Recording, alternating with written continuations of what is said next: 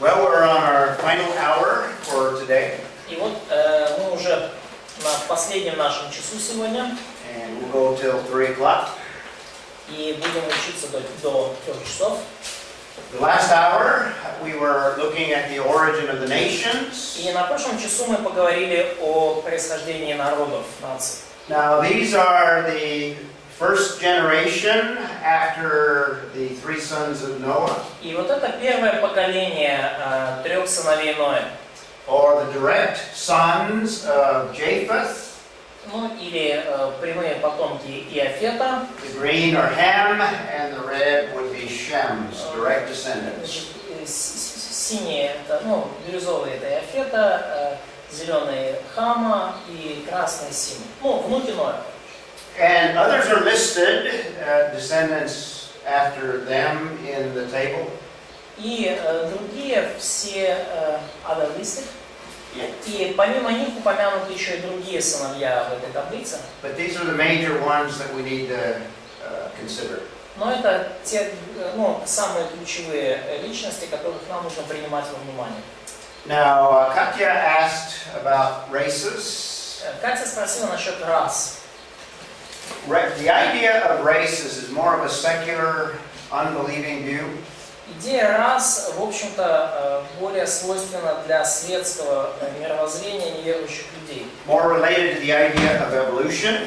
И она более связана с идеей эволюции. The biblical view is that there's only one race. И библейский взгляд в том, что есть лишь одна раса. In fact, we'll look at that again. И мы посмотрим на это позже. And actually, why don't I wait till I get to that point and then I'll answer Katya's question. You will wait. Yes. И я подожду вот до этого момента, и потом я, Катя, отвечу на твой вопрос. And it'll be explained when we get into the purpose of this table of nations. И мы сейчас поговорим, почему, о цели вот этой таблицы народов. We just completed looking at the main purpose is to show where the nations came from. И мы видим основную цель этой таблицы в том, чтобы показать происхождение народов. And another thing it gives is the ethnic relationships or ethnic affiliation of the nations. И вторая цель, которая достигается, это этническая связь, этнические взаимосвязи, этническая принадлежность народов. And the main emphasis, however, is not just the nations. И основной акцент при этом все равно не на народах и не на нациях. But really what Moses is most interested in is the origin of Israel. Но то, в чем больше всего заинтересован Моисей, это показать происхождение Израиля. Nation of Israel comes through Noah. Obviously, all nations come through Noah. Народ Израиля, конечно же, произошел от Ноя, потому что все народы произошли от Ноя. But the nation of Israel comes through Shem. Но конкретно нация Израиля произошла от Сима, сына Ноя. And more specifically, through Shem are Pakshad, eventually Terah. И еще более конкретно это через сына Сима, Фараха и Фару. And we have that generation, or that genealogy given after the incident in chapter 11, the first few verses. И вот эту генеалогию мы читаем в Бытие 11 главе, там после описания того инцидента, там есть буквально несколько стихов. So now Israel knows where they come from. И вот Израиль, теперь он уже знает, откуда он происходит. And they also know their relationship with all of the other nations. И они также знают свои взаимоотношения с остальными народами. Particularly, they will know where Egypt came from, the Egyptians. И конкретно они уже знают, откуда произошли египтяне. Because they will go into bondage with the Egyptians for several hundred years. Потому что они вышли из египетского плена, где находились 400 с лишним лет. They will also return to Canaan, and they will know where the Canaanites came from. И они также возвращаются в Ханаан, и они уже знают, откуда хананеяне произошли. So they'll know their relationship with all of the other nations. То есть теперь они уже знают свои взаимоотношения со всеми остальными народами. Another purpose of this table is to show the unity of all of И humanity. другая цель вот этой таблицы народов — показать единство всего человечества. And when we mean the unity of humanity, the biblical view is that there's just one race. И когда мы говорим о единстве человечества, то мы подразумеваем, что Библия говорит лишь об одной расе. There are not many races, there's just one human race. Их немного, и это всего лишь одна раса человечества. Not only does the table show this, but this is the interpretation of Paul in Acts chapter И 17. это не только мы видим в данной таблице, но также и в истолковании ее Павла в Деяниях 17 главе.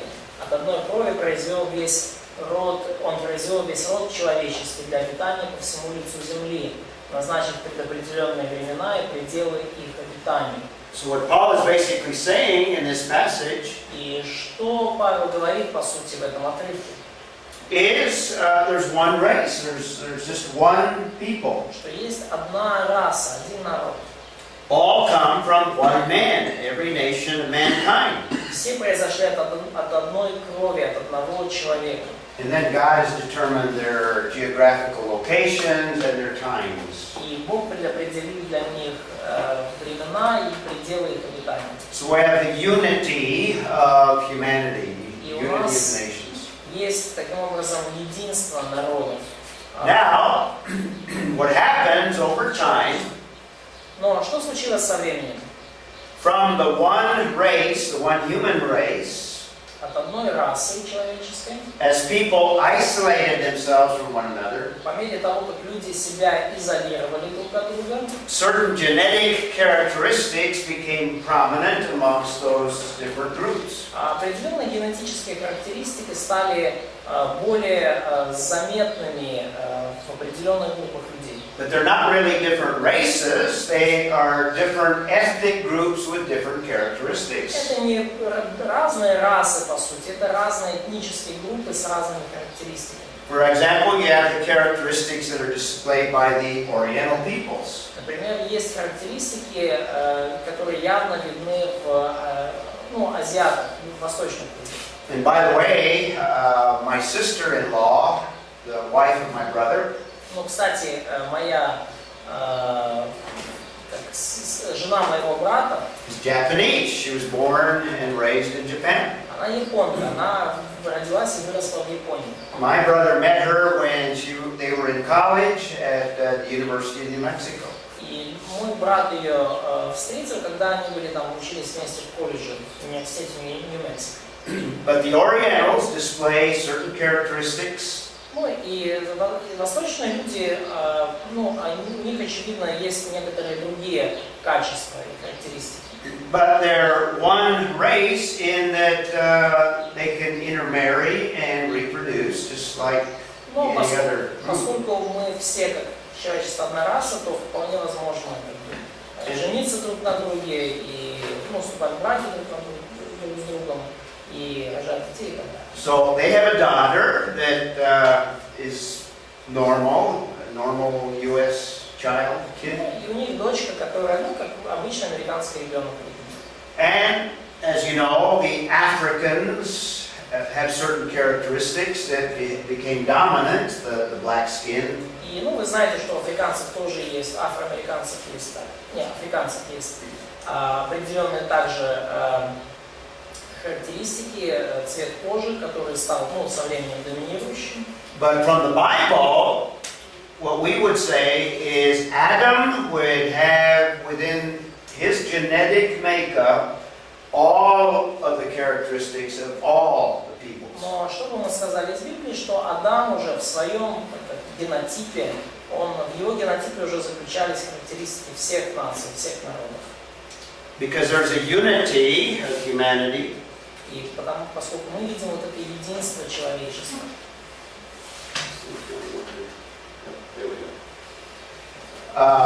And really there's only one race. И по сути нация, раса в мире только одна.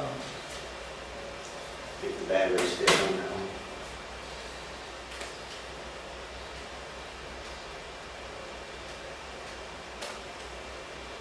Okay. Let's see. So we have the unity of humanity. Итак, мы видим единство человечества. And within Adam, he had all of the genetic makeup for representing all the peoples of the earth. Ну, и в Адаме уже был заключен генотип, который передался позже всем народам мира. Within Adam, he would have the genetic makeup that is dominant in black people. И в Адаме уже был заключен вот этот генетический как бы образ, который характерен для чернокожих людей. The same genetic, he would have the same genetic makeup of all of the Oriental peoples. И определенная генетика уже была у него, которая проявилась позже в азиатах. And of all the other European, etc. The И other в groups. остальных группах, там, европейцы и так далее. But just like animals that would show variation, so also within the human race there's variation. Ну, как и среди животных мы наблюдаем определенные вариации, точно так же, как и среди людей мы видим определенные вариации. So it's the secular worldview that attempts to divide humanity, И светский взгляд пытается разделить человечество. but the Bible looks at the unity of humanity. Но Библия делает особый акцент на единстве всех людей. So that brings us to the next chapter. И это приводит нас к следующей главе. That's the origin of the nations. Это происхождение народов. And in chapter 11, the first 9 verses, we have the scattering of the nations. И в Бытие 11 главе, в первых 9 стихах, мы видим рассеяние народов. So the result of the scattering of the nations, И результатом рассеяния народов, or the scattering of peoples, we have the nations. или, в результате рассеяния народов у нас появились нации. So in Genesis chapter 11, we have the explanation as to how the nations came about. И вот в Бытие 11 главе мы видим объяснение того, почему же произошли различные нации. So in chapter 11, let's look at a few verses there. И в главе 11 давайте посмотрим несколько стихов там. Now the whole earth used the same language and the same На words. всей земле был один язык и одно наречие. So there's a unity of language and people. И есть единство языка и народа. In other words, they had the same language, same structure, То есть один язык, одна структура, and they had the same words or the same vocabulary. то есть одна грамматическая структура и одни и те же слова, один и тот же словарь. Verse 2, and it came about as they journeyed east that they found a plain in the land of Shinar and settled there. И двинувшись с востока, они нашли в земле Синар равнину и поселились там. So the land of Shinar is what commonly referred to as the Fertile Crescent. Fertile Crescent. Shinar. Ну вот, где-то вот здесь мы обычно, долина Синар, мы ее располагаем. This is where all secularists see the beginnings of civilization. И вот Месопотамия. Mesopotamia. Да, и вот это место Месопотамия, Междуречье, большинство светских ученых считают это место колыбелью человечества. In fact, this is present-day Iraq. Но на сегодняшний день это территория Ирака. And just for reference, Ararat, the mountain where the boat landed, would be in this location. Ну и просто так, как ссылка, Арарат, то есть гора, где вроде бы был найден ковчег Ноев, она расположена там. So all of humanity gathers in Shinar. И вот все человечество, оно было расположено в Синаре. And in this passage, we're going to find out that they're actually at Babel. И вот в этом отрывке мы уже встречаем Вавилон. Because the city will be named as a result of this incident. Потому что город будет назван в результате этого инцидента. And notice what they say in verse 3. И посмотрите, что они говорят в стихе 3. They said, "Come, let us make bricks and burn them thoroughly." And they used bricks for stone, and they used tar for mortar. И сказали друг другу: наделаем кирпичей, обожжем огнем. И стали у них кирпичи вместо камней, и земляная смола вместо извести. So they had high technology. То есть у них достаточно высокоразвитая технология. No evolution in the early stages of civilization. No evolution. No evolution. То есть мы не видим эволюции на ранних этапах цивилизации. In fact, there's going to be another statement concerning very high technology later in the passage. И, кстати, есть еще одно утверждение, которое говорит о высоком уровне технологии, сразу вот чуть ниже в отрывке. And notice verse 4 is very important. Обратите внимание, вот стих 4 весьма важен. They said, come again, same little phrase, let us build for ourselves a city. И сказали они: построим себе город, And a tower whose top will reach into heaven. и башню высотой до небес. Notice the self-centeredness of this attitude of this organized group. И обратите внимание на эгоизм и самовлюбленность вот этой группы и то, что было их мотивом. Let us make for ourselves a name. In other words, they are glorifying themselves. И сделаем себе имя. То есть, иными словами, они очень хотели прославить себя. And the key phrase in verse 4 is, lest we be scattered abroad over the face of the whole earth. И здесь, ну, может, в синодальном немножко не так. В синодальном: прежде нежели рассеемся по лицу всей земли. Why is that little phrase very, very important? No, just a second, there is a difference in translation. Oh, is there? Yeah, because in Sinai it's before we will be scattered on the face of the earth. Before we will be scattered. But, Okay. I think that the meaning is different. Современно, может быть, точнее. Давайте построим себе город, чтобы прославить свое имя и не рассеяться по всей земле. Well, the У вас тоже украинский? И надо отменить синодальный перевод, сколько Yeah, the thrust of the passage is very significant, though. И вот это вот отрывок очень важен. What did God command Noah after the Genesis flood? Что Бог повелел Ною после потопа? This was the last major event preceding this event. И это был, перед этим событием, вот именно потоп и завет с Ноем был самым главным событием.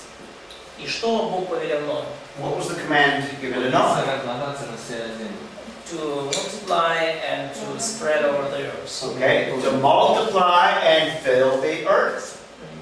Размножаться и наполнять землю. Now, what is given to Noah is a repetition of what God initially gave to Adam. И Бог просто повторил Ною то, что Он изначально повелел Адаму.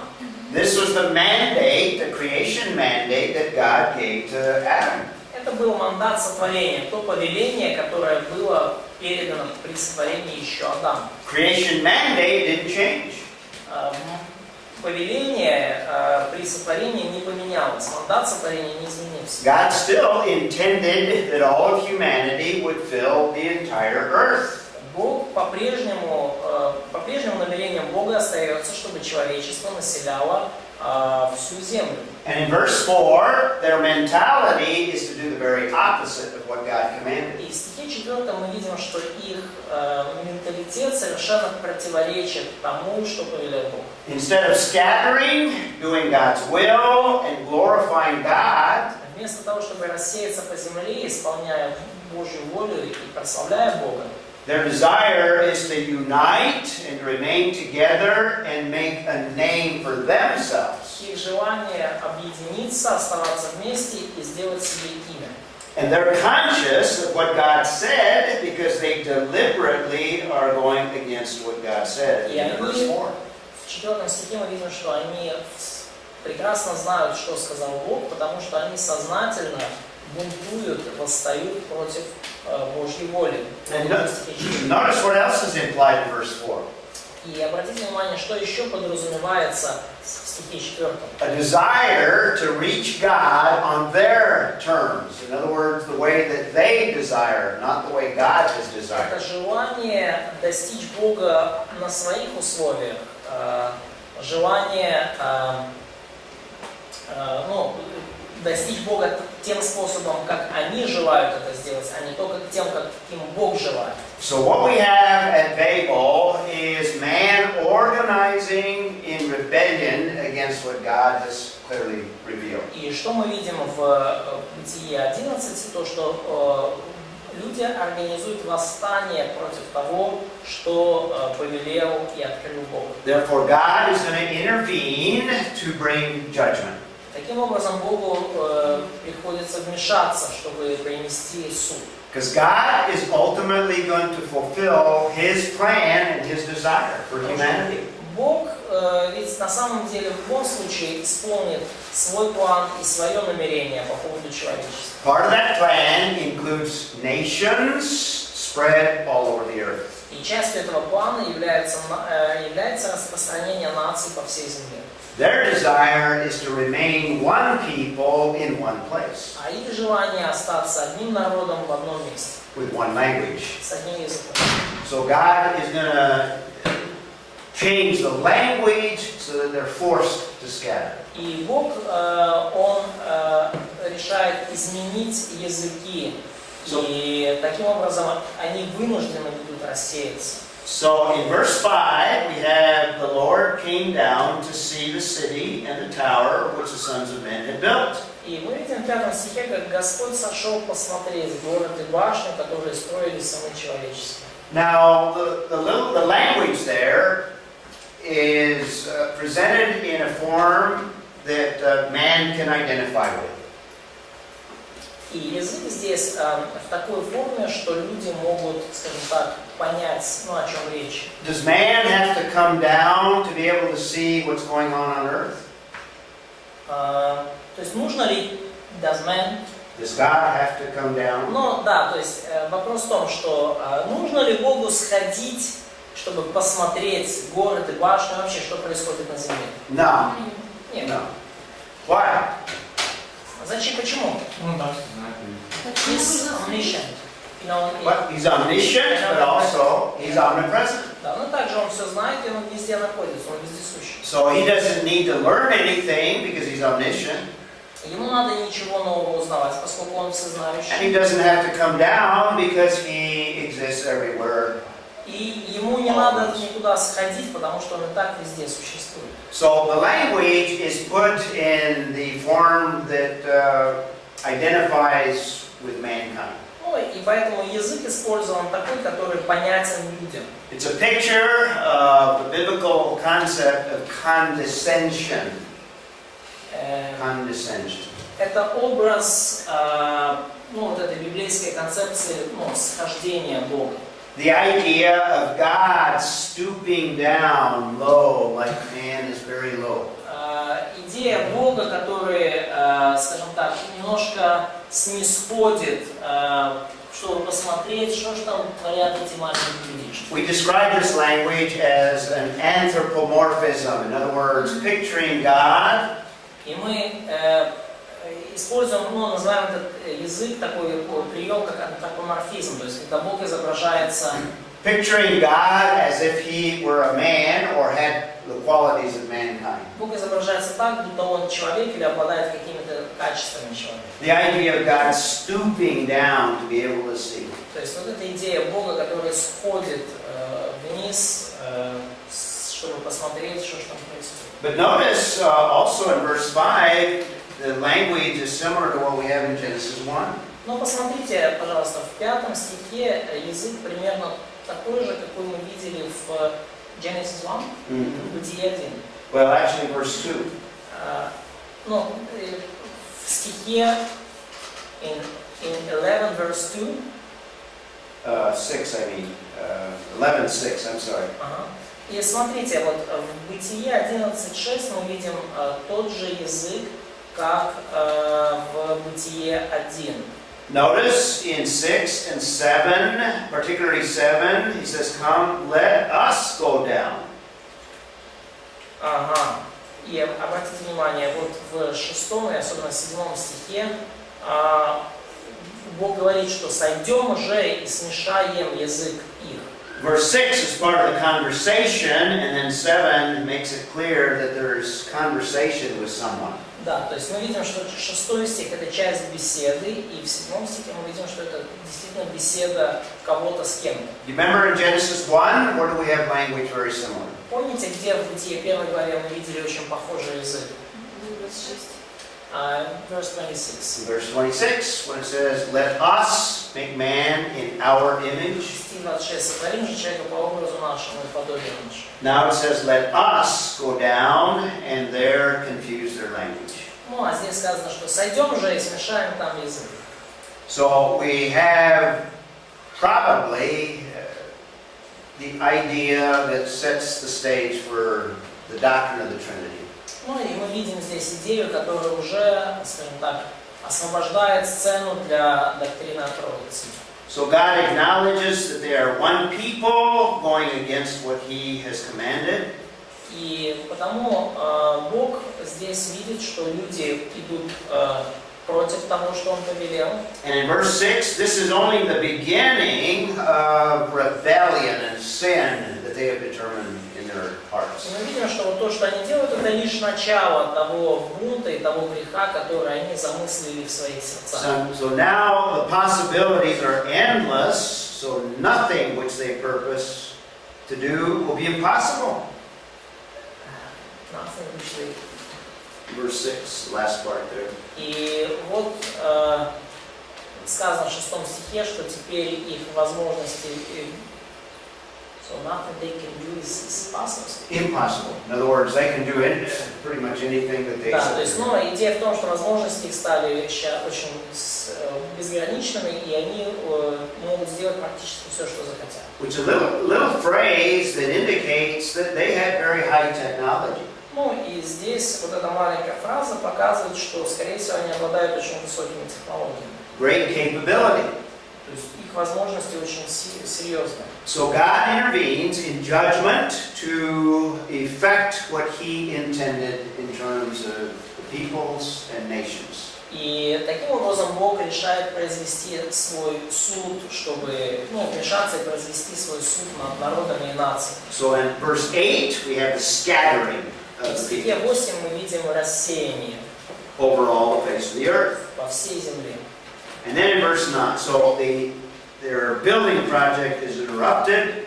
И вот в 9 стихе мы видим, что их строительный проект был прерван. And then in verse 9 we have the name of the location, Babel. И теперь в 8 стихе прервался их строительство города, а в 9 мы видим, что имя городу дано Вавилон. And it's called Babel because there God confused the languages. Потому что и назвали Вавилон, ибо там смешал Господь язык всей земли. And as a result of the languages being confused, people scattered. И в результате того, что язык смешался, люди были рассеяны. And it gives the explanation of where the nations come from that we saw in chapter 10. И это дает нам объяснение того, как вообще появились разные нации. И это то, что, о чем мы читаем в 10 главе. Most archaeologists believe that Babel would be the same site as Babylon eventually. Same place. Да, то есть, но большинство археологов верят, что вот этот первоначальный Вавилон, он был практически в том же месте, что и более поздний Вавилон. Now the text doesn't explain how the languages were confused or Но текст нам changed. не объясняет, каким именно образом языки были смешаны или изменены. But it appears that God did something to the thinking of man such that his associations were different.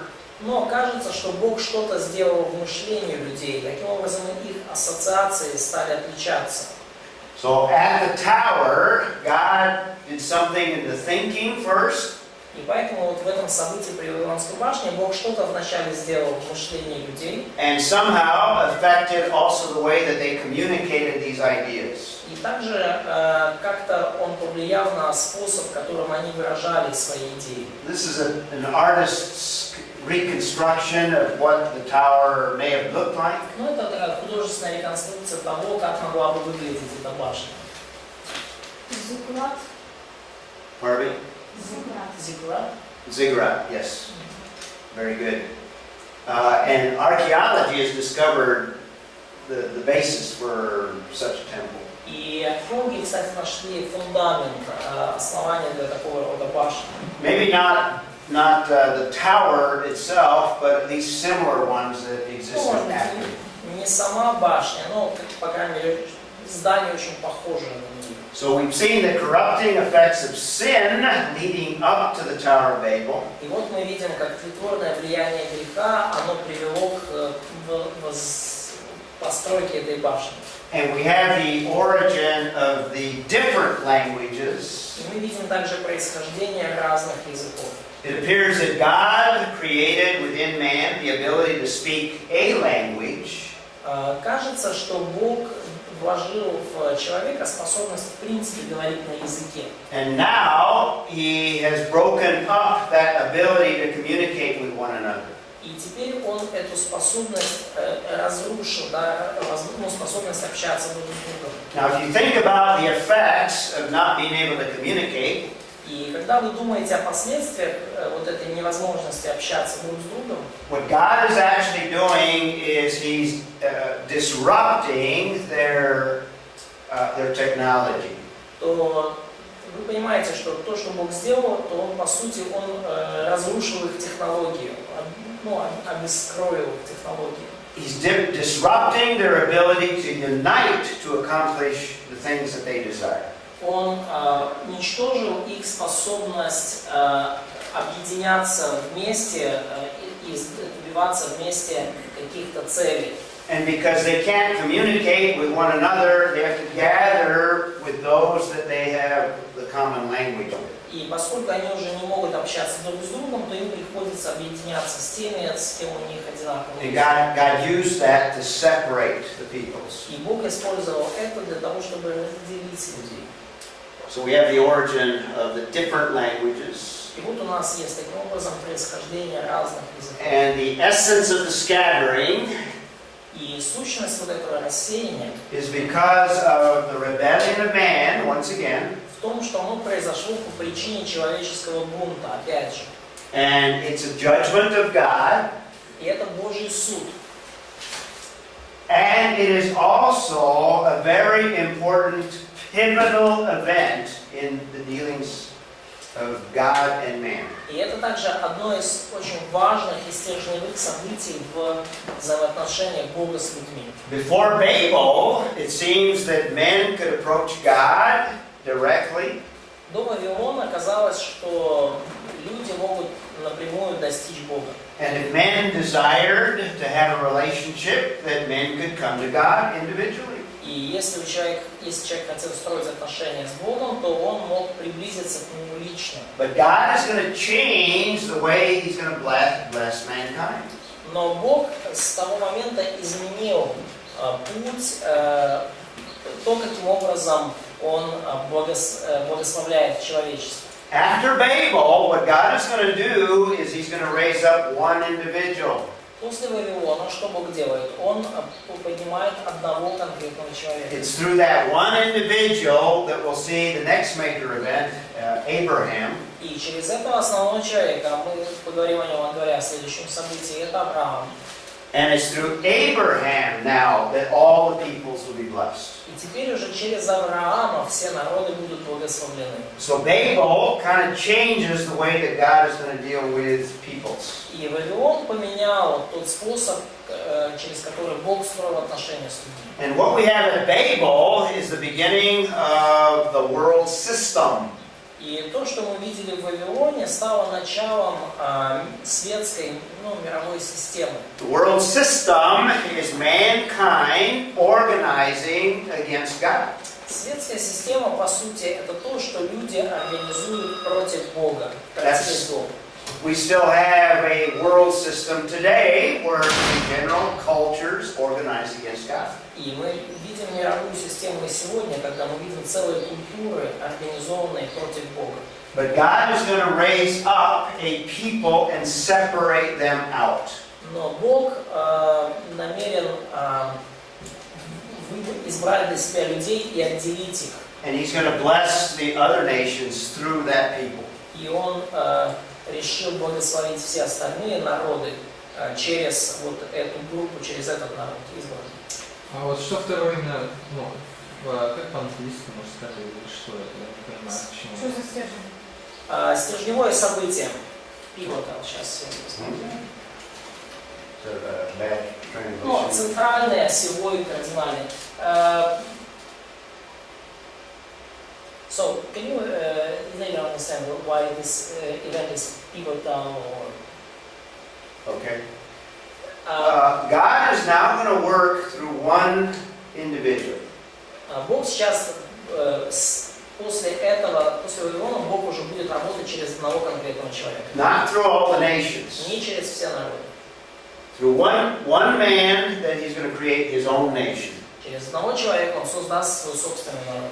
And he calls that one man out to be different from all the other И people. он призывает вот этого человека для того, чтобы он отличался от всех людей. We'll see this in more detail when we talk about the Abrahamic covenant. И мы поговорим об этом более детально, говоря о завете Авраама. It's through Abraham and his descendants that God will bless and or curse the nations. Через Авраама и его потомков Господь благословит, либо проклянет все остальные народы. And the cause of God dealing this is because of the nations and the nations in rebellion. И причина, почему Бог это делает, это из-за народов, и потому что народы бунтуют против Бога. Man in general rebels against God, as we see at Babel, the nations. Человек в целом склонен бунтовать против Бога, это то, что мы видели уже в Вавилоне. And Babel is the background for Babylon of the future. И Вавилон вот, первый является, ну, у нас в русском одно слово, в английском два, And поэтому... if you study the Bible, Just a second. Вот этот, тот первый Вавилон является основанием для последующего Вавилона. if you study the Bible, you see that over history, Babylon begins to have a connotation associated with it. И если вы изучаете Библию, то вы увидите, что в последующем слово «Вавилон» стало нарицательным для всего, что с ним ассоциируется. So by the time you come to the book of Revelation, И поэтому к моменту, когда мы подходим к книге Откровения, you have this idea of Babylonianism, то есть уже целая идея Вавилона. where God will ultimately judge Babylonianism. И вот этот вавилонизм Бог в конце концов накажет. The whole concept is the concept of God or man И вся идея Вавилона в том, что люди organizing in a one world system организовались в одну мировую систему to rebel against God. That's Babylonianism. для того, чтобы бунтовать против Бога. Вот в этом суть вавилонизма. And I mentioned that the time frame is at least 100 years after the Genesis flood. И я упомянул, что временные границы это примерно через 100 лет после потопа. Based on that little phrase in chapter 10, verse 25. Основываясь на небольшой фразе в 10 главе 25 стихе. So that's something of a summary of Babel, Но вот это or вот итоги scattering. рассеяния Вавилонской башни. Итак, есть ответ на вопрос насчет стержня? So Ну, our, это ключевое событие. Да, ключевое событие. Авраама. Ну, да. А? Избрание Авраама – это ключевое событие. Нет, Нет, Вавилон это ключевой Вавилон, событие. Речь да. шла о Вавилоне. Да. Не, второе – это решение выбрать одного человека. Это потом уже. Мы сейчас говорим о Вавилоне. Мы еще... А стержень к Вавилону относится? Да. И благословение к Я думаю, что лучше перевести как поворотный пункт. Ну, именно что Вавилон. То есть Вавилон – это поворотный пункт во взаимоотношениях Бога с человечеством, в том, как Бог благословляет людей. То есть до Вавилона Бог благословлял людей, как бы, ну, скажем так, все народы. После Вавилона Бог уже действует через одного человека и избранный народ. То есть это, ну, I just repeat this one word, just confuse them. Babylonianism. Yeah. No, the pivotal. Oh, the pivotal word. Oh, okay. And I just repeated what No you said. problem. Good. So we've seen the origin of the languages is Babel. God confused the languages. То есть мы видим, что в Вавилоне начало происхождения языка. В Вавилоне Бог смешал язык. So the many languages are not as a result of cultures И множество языков это не результат результат культуры. They're not as a result of man inventing or modifying languages. И это не результат того, что люди изобретают новые языки или модифицируют существующие. But remember the foundation for languages that I gave? It's as a result of a judgment that God brings. Но помните, что вот то, что в основании, да, еще когда мы говорили об основах, множество языков – это результат божественного суда. And as a result of people not being able to communicate, now we have different nations. И теперь уже по той причине, что люди не могут общаться друг с другом, появляются разные народы.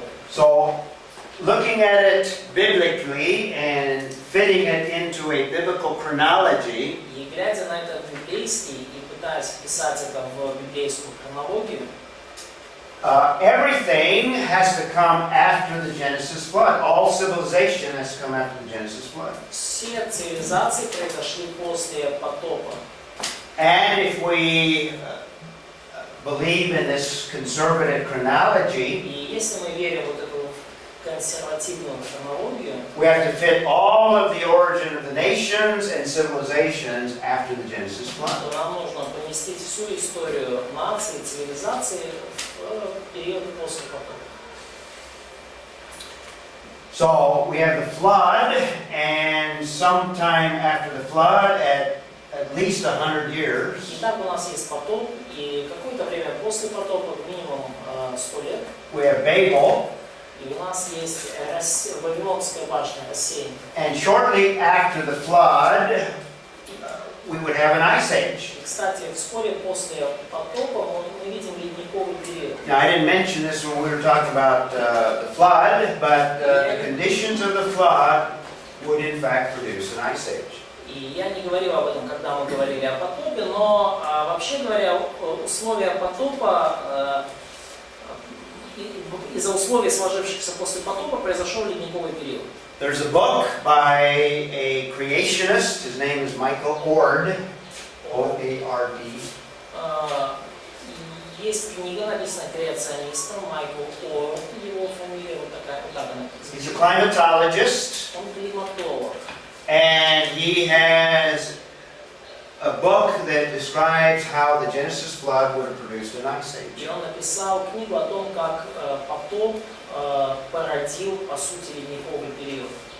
And if you think about it, it's not real complicated. И если вы подумаете об этом, то не так уж все и сложно. In fact, you noted that if you have lava coming in contact with the oceans on a large scale, Ну, и вы уже обратили внимание, что если лава вступает на большой территории в контакт с океанской водой, you'd have the waters of the ocean increasing in temperature. то вы видите, что температура воды в целом в океане повышается. And it wouldn't require large increases in temperature. И даже не требуется большого увеличения этой температуры. Just a few degrees. I can't remember the number that Michael Ord gives, maybe 8 or 9 degrees. Может быть, несколько градусов. Не помню, сколько Орд дает повышение температуры в океане. Может быть, 8, может 9 градусов. What happens when water is warmed, even a small amount? И что происходит, когда вода нагревается, даже небольшое ее количество? Испаряется. Испаряется. Steam. More evaporation. Ну да, больше испарения. Not necessarily steam. That would be before the Genesis, the flood. Но не обязательно пара был перед потопом буквально. Но But испарение. warmer water would produce more evaporation, Но более теплая вода, она произведет больше испарений. which would produce more water in the atmosphere, И из-за этого будет больше воды в атмосфере. which would mean more clouds, Значит, больше облаков, colder summers and colder winters. более холодное лето и более холодная зима. With more water in the atmosphere, you'd have more rain and more snow. Когда будет в атмосфере больше воды, то больше дождя и снега. And because you'd have a tendency to stabilize the situation, И поскольку есть тенденция, что любая ситуация со временем стабилизируется, more precipitation would in fact produce on the land masses more snow and ice. И вот больше осадков произведут в итоге на земле больше снега и льда. And would account for glaciers, the glaciers that we know existed during the Ice Age. Glaciers. Large ice. Да, ну и вот как раз таки вот эти большие снеговые шапки на вершинах гор, как раз таки появление датируется вот этим ледниковым периодом. Ледники.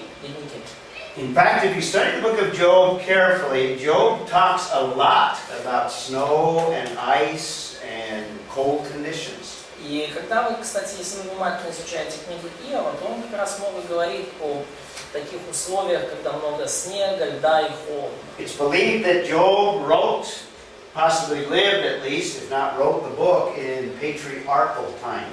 И, считается, что Иов жил, и, возможно, была написана эта книга где-то во времена патриарха. So there would have been an ice age that would have had impact on these civilizations. И поэтому на эту цивилизацию сильно повлиял ледниковый период. And most anthropologists, sociologists believe that the first culture were the Sumerian cultures. И большинство антропологов и археологов верят, что первой культурой была шумерская. Now the secularists would put them earlier, before the flood. Но светские ученые, они поместят, датируют эту цивилизацию более ранним периодом. But there have been people that believe in the biblical chronology that have done work. Но были люди, которые верили в библейскую хронологию, они проделали определенный труд. And have suggested a revised chronology of these ancient И civilizations. пересмотрели хронологию древних цивилизаций. So the Sumerians, it's possible to put the first 25 dynasties after the Genesis flood. И это возможно вот именно первые 25 династий шумеров поместить как раз после потопа.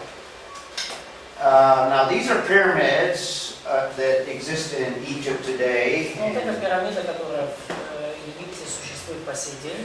Because the next major civilization that sociologists and anthropologists refer to is the Egyptian Empire. Потому что следующая великая империя, которую называют социологи, антропологи, это Египетская империя. And most time scales of the secular world are based on the Egyptian chronology or Egyptian time scale.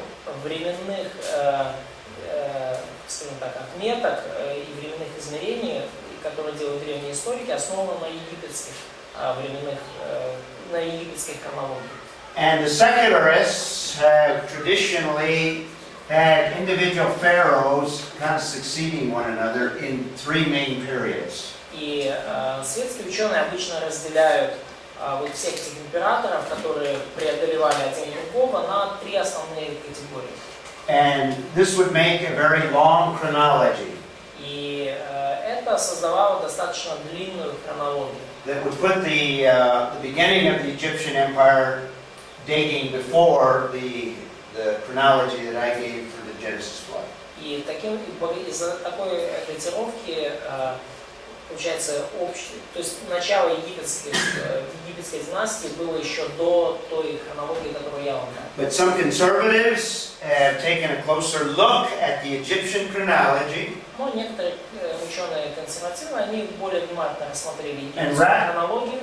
rather than a long, continuous chronology, И вместо того, чтобы выводить хронологию длинную, когда фараон один за другим, they would see more of an overlapping chronology of some of the pharaohs where they would have served on the same time то frame. они, скажем так, выработали хронологию, где возможно, что фараоны правили, скажем так, параллельно друг другу, и их периоды правления таким образом накладывались.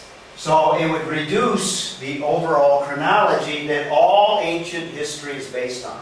И таким образом, из-за этого они, по сути, отменили или поставили под сомнение всю ту хронологию, которой пользуются светские историки сегодня. Based on this revised chronology, we can fit all of ancient history after the Genesis flood. И основываясь на этой новой хронологии, мы теперь уже можем поместить. I don't have time to give you the details, but there is a chronology that exists. I can give you references.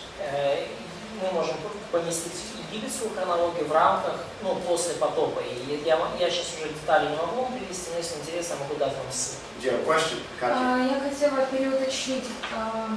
По библейским данным, консервативным, потоп был приблизительно 2487 года. So she wants to clarify. According to conservative data, flood happened in 2047. То есть по библейским данным приблизительно, да? Просто мы недавно по археологии изучали, что шумерские данные нашли приблизительно в 2800-3000 году до нашей эры. So because we had a class in biblical archaeology not so far, and we've been taught that earliest things found from Sumeria About 3,000. is like 3,000 to 2,800s. Right. That's traditional archaeology, that's traditional secular thinking. Это традиционная археология и традиционная светская взгляд. But there's a revised chronology that scholars have been working on more recently. Но есть пересмотренная хронология, над которой ученые работали в недавнее время. And there is a definite conflict here. Definite. Conflict. И есть определенно здесь конфликт. Yeah. And I guess, what's his name? What's the archaeologist? Titus. Yeah, we would disagree on the time frame. Да, ну и вот мы с Тайтусом мы расходимся во мнениях на временную шкалу. Ну, в принципе, это не миллионы лет, поэтому ладно. Okay, it's not million years, so. No. And he would not accept the evolutionary timescale. Ну, But конечно, there is a controversy. The point I'm making но есть противоречие. is that it is possible to fit in all the civilizations before this very conservative flood date. Но что я хочу сказать, что это возможно вместить всю историю человечества, всю хронологию внутри вот этой вот консервативной шкалы после потопа. And the main problem is with the Egyptian chronology. Ну и главная проблема это египетская хронология. And in this revised chronology, the pyramids, the great pyramids of Giza, И вот в этой пересмотренной хронологии великие пирамиды в Гизе. In fact, last summer, after I came to Ukraine, I went to Egypt to get photographs from there. И, кстати, прошлым летом, после поездки в Украину, я поехал сразу в Египет, сделать там фотографии. And in this revised chronology, the pyramids of Giza were built in the time of Abraham. И вот согласно этой обновленной хронологии, пирамиды в Гизе были построены как раз-таки во времена Авраама. Particularly the pyramids of Khafre and, let's see. Ну и конкретно пирамиды Хеопса и Хафре. Oh, Cheops, is that what that was? Откуда информация, согласно чему? So, what is the source of information according to what? It's based on a revised Egyptian chronology Основано на пересмотренной египетской хронологии, that shortens the time frame of the Egyptian empires. которая сокращает время египетской династии. In other words, this longer chronology of the secular То есть, если мы с вами длинная хронология светских ученых, более длинная. so it shortens it to, I can't remember the numbers. I'll have to get those Пересмотренная, numbers. сокращенная хронология, которая, скажем так, уплотняет немножко правление египетских фараонов. So, the Great Pyramid, I'll show you some more of these when we talk about Egypt. Вот великие пирамиды, я чуть больше вам покажу фотографии, когда будем о Египте But the говорить. point being, with this revised chronology, you can put at least 12 of the dynasties from after the Genesis flood, after Babel, but yet before Abraham, Но вот идея в том, or in the что time of Abraham. вы можете разместить такой новой обновленной хронологии, Египет, например, египетскую цивилизацию где-то после рассеяния и до Авраама. Using a consistent Genesis chronology with the tie-in, I have a date for birth of Abraham, 2135. Ну, используя вот эту достаточно согласованную библейскую хронологию, и используя ее, я время рождения Авраама где-то 2135 год. One thing to note, Shem lived in the time, or Abraham lived in the time of Shem. И что интересно заметить, что Авраам жил еще так во времена Сима, когда Сим был на земле. Using the same numbers in Genesis, Noah died a year before Abraham was born. И используя те же числа из книги Бытия, мы видим, что Ной умер за год до того, как родился Авраам. So Shem would have had a lot of information about pre-flood conditions. То есть у Сима было много информации еще об условиях жизни до потопа. He would also have information about Babel and events preceding Babel И также у него было много информации о Вавилоне и событиях, предшествовавших and ему, events after Babel. и событиях после Вавилона. So let me conclude our study here. И разрешите мне здесь завершить наши We looked at the origin of nations. сегодняшнее изучение. Мы смотрели на Another происхождение народов. Another implication is we have the beginning of the world system at Babel. И второй еще один вывод, который мы здесь видим, это то, что в Вавилоне началась мировая система. And very quickly, I define the world system as man as a culture rebelling against God, or man organizing against God.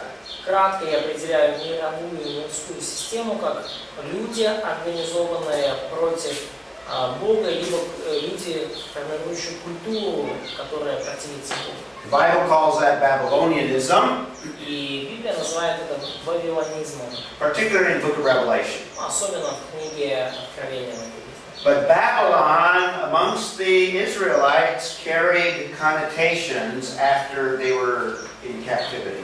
Но и Вавилон стал нарицательным именем для евреев после того, как они побывали там в плену. So the origin of Babylonianism is Babel, Ну и происхождение Вавилона или вавилонизма это в Вавиле, where man first organized as a culture in rebellion against God. То есть, Вавиль это самый первый Вавилон, где 11 главе, когда люди первый раз организовались вместе против Бога.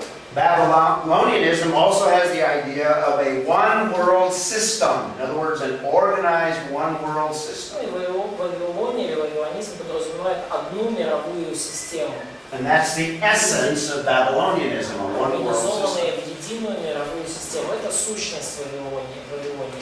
And then throughout history, this idea has persisted. И через течение всей истории эта идея, мы ее постоянно встречаем. Not only amongst the И Babylonians, не только среди самих вавилонян, but the Medo-Persians had this idea of a one world dominated totalitarian system. но даже у медоперсов была вот эта идея одной всемирной мировой тоталитарной системы. The Greeks as well were a one world system. У греков также была вот идея единой мировой системы. So the history has persisted over time. И потому в истории мы видим вот эту закономерность постоянно. And there's today a move amongst cultures for a one world system. И теперь в наши дни мы также видим среди народов, культур вот это движение к единой мировой системе. The Bible predicts the destruction of this idea of Babylonianism in Revelation 17 and 18. И Библия предсказывает разрушение вот этой вавилонской идеи в Откровении 17-18 главе. Let's see, I think I'm going to skip ahead here.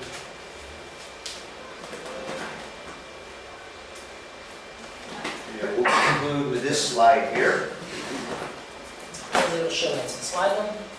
The one that is sovereign over all of history, again, is worthy of our worship. Тот, кто владычествует над всей мировой историей, достоин всякого нашего поклонения. So that will complete our study on the scattering of the nations. И на этом мы завершим наше изучение рассеяния.